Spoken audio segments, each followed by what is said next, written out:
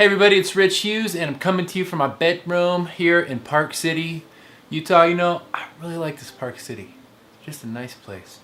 Okay, let's see, what do we got today? So I've already gone and I scored myself in the 10 categories. I'm calling them the perfect 10. That's what I'm calling them. So I scored myself in my last video. Now what I'm going to do is talk about how to move forward. So first of all, I think it's important to move forward in the areas that are the most important to you. So I have these 10 areas that I've identified. I think that they cover the entire spectrum of the human experience.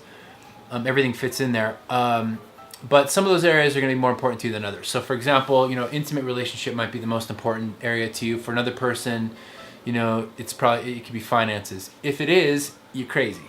But talk about crazy later. So, and anyway, real quick, I want to cover what the perfect 10 areas are, just so you have an idea of what they encompass, what I mean by them when I say them. So the first one's intimacy and romance.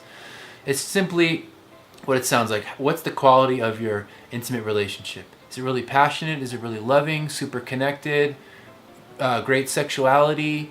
You know, how good is it? So if you think it's a 10, it's a 10. There is no right answer. The answer is whatever's right for you. If it could be better, then it's not a 10. So you just got to be really honest, because wherever you set your peak, you know, it's the same thing. I mean, this isn't about you. This is about me. I'm trying to do this for myself, but I'm hoping to inspire some other people. So wherever whatever number 10 is for you, whatever the highest peak is for you, that's for you perfect, right? So for me, I might have a different standard. So everybody's going to have a different standard. There's nothing wrong with the standard.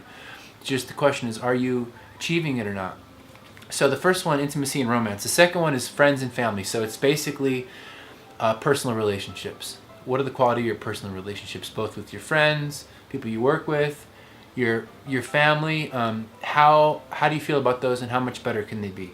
The next one's spirituality and awareness. So this category might not be for everybody. There's plenty of people that aren't into spirituality. They're not into religion. They're not into any of that stuff.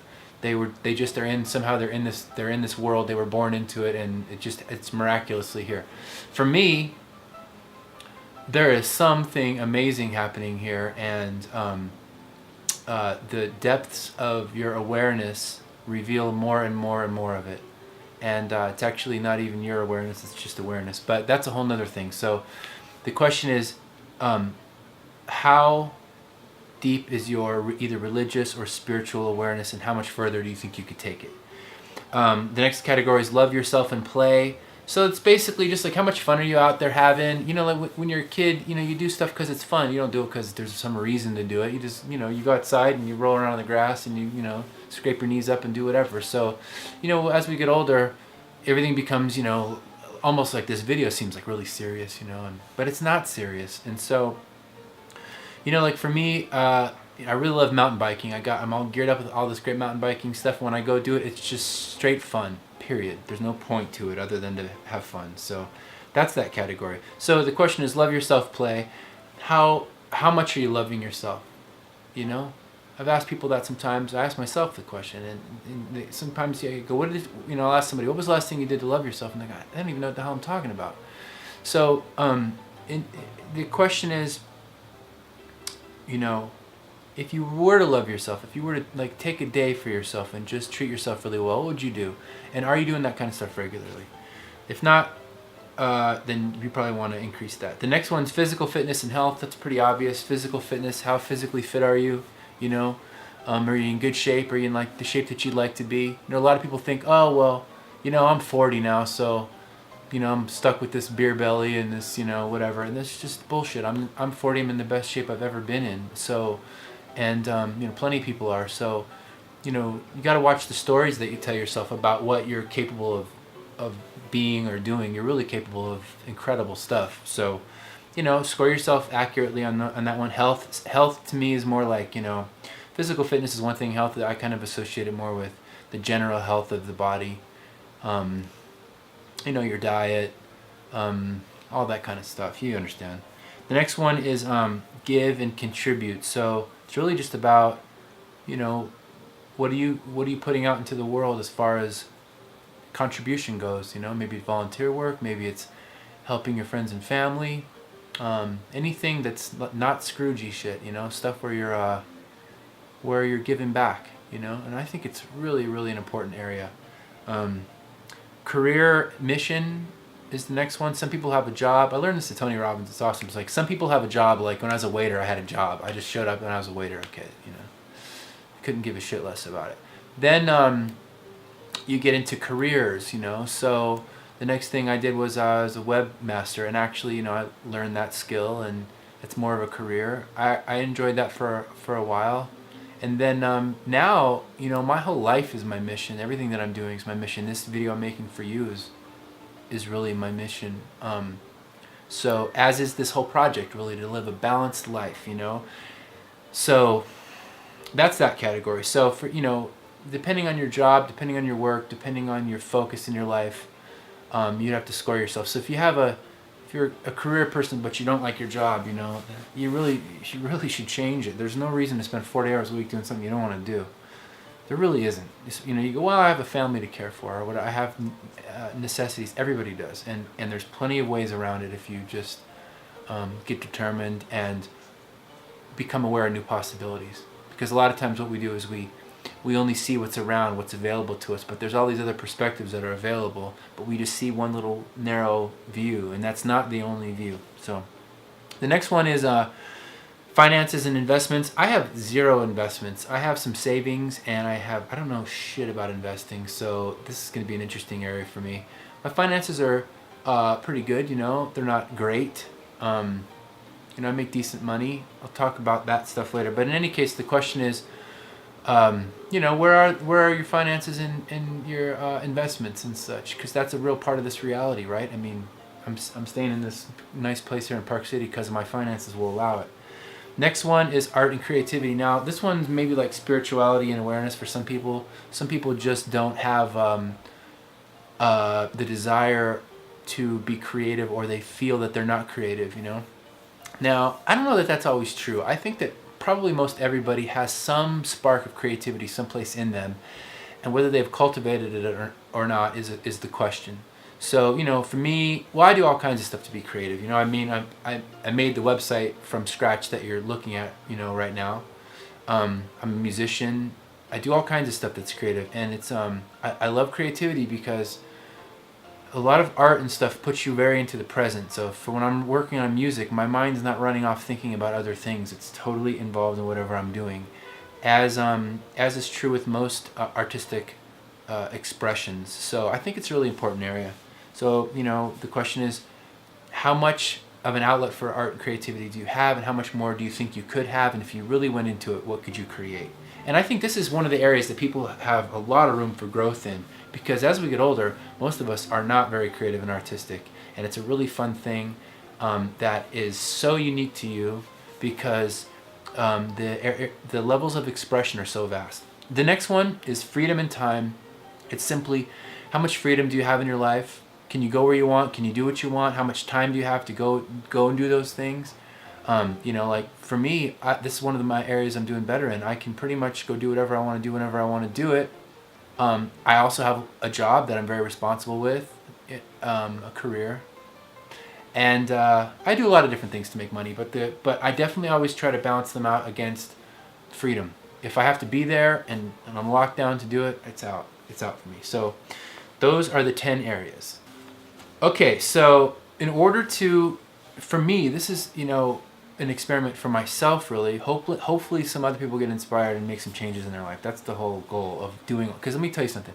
All this videotaping and websites and stuff is a lot of work. It's very time consuming, and it's time that I would otherwise be able to run around and do stuff, all these things on my list with.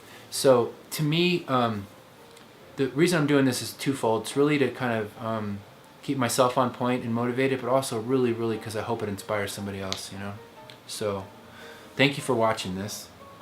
So first things first, my list right now on the website is sorted in the order that I think is the most important. Some things I'm not sure about. They can move around a few positions, but generally speaking, it seems like it's a pretty good order for me. So I think that the next step is going to be identifying one video at a time, each of the areas, and seeing where I'm at, how I can improve it. So the first thing is to is to prioritize the list for yourself. If you want to go along and do this, take the 10 areas. Which ones are the most important? For some people, intimacy is the most important. For other people, finances are the most important. So understand what's most important. The next thing is, I want you to think about one thing too. Actually, on that tip is that I was talking to somebody today, and they were talking about that part of this might be about me focusing on my problems, but it's not really like that to me. Now, some areas. Not having a good intimate relationship to me sometimes is painful because I'm a really affectionate person and I really enjoy that kind of connection. So in a certain sense, that's a problem for me. But on another level, it's also something that I really want in my life. It's not a problem. It's one of the greatest things that you can experience, So some areas are areas in which I'm not necessarily running away from something. There's not a problem to escape. There's something great to experience. So it's not like it's a running away from, it's like a running to, So I think that's an important thing to think of too, This is not an experiment in focusing on one's problems. It's an area of focusing on one's potential. So keep that in mind. So in order for me to move forward, my focus is what do I want to improve in these 10 areas? The next thing is, why do I want to improve it? So having a compelling reason to want to change something is really empowering, right? If you know why you want to change it, then that's a hell of a good reason. Now for me, and I think for everybody else, the why, I'm living the why right now. So anything that I want to change, it's because I don't already have it. And so when I look to see where I want to go, I'm already experiencing the shortcoming, so I don't need to really focus on that anymore. To me, what I want to focus on is the joy that I think I would experience by bringing these things into my life, by cultivating these things. Now some things in and of themselves don't really bring that much joy. Like for example, money to me doesn't actually bring me any joy at all. It's what I get from money that I enjoy. So money equals security. I enjoy security. It feels nice. Money equals being able to buy nice toys and stuff and have nice experiences and go eat in nice places and travel places. So money in and of itself is not something that I'm after. What I get from it is what I'm after. So some of these areas like finances and investments, that's more of like controlling my environment, controlling my reality kind of a focus, where other ones are like ones that bring in joy, like art and creativity. And then the final thing that I'm going to focus on, and I think it's really important, really super important, is how to make these things happen. So a great example of this is, I've been working out now for about a year, and now I know that I'm pretty effective with what I do, but I don't know if I'm as effective as I could be. And I see a lot of people who go to the gym and they walk over to the machine, they don't know how it works, they get on it, they pick some arbitrary weight, they lift it 15 times, 25, whatever, and then they walk away, and then I see them in there for a week or two and I never see them again. And I understand why. They're not getting the results. They're not getting the results because they don't have an effective method. So it's going to be critical to me in every aspect, as best I can, to find what I believe to be an effective method. I might use methods that don't work. I might, try something and it doesn't create what I think it should be creating. But I can constantly take an analysis of where I'm at. Is this working? How's it going? How do I feel about it? And then correct myself. I don't expect this project, I'm not expecting to go from, wherever I'm at to tens on everything. I think this is going to be a lifelong journey. But as long as you're constantly taking stock of where you're at, right, then you have the room to grow. So, or you can be honest. You can go, okay, this is where I'm at. This is where I want to be, and I believe I can get there. So that's it for right now. So the next phase for me is going to be evaluating each one of these areas specifically, looking at where I'm at, where I want to be, and finding an effective plan to get there. Really like going, okay, well, what would I have to do to make this thing happen? And then just straight out going out and doing it. No bullshit, no messing around, because any bullshit or messing around is just you creating suffering for yourself. And I've found that without any question, the pain of not having what I want in my life far, far, far exceeds the pain involved in getting it. End of story. So, I don't need to say anything more about it than that. So that's it. I'm really excited about this. I hope that this is useful to you, and I'm excited to shoot the next video. It'll be up soon. Thank you.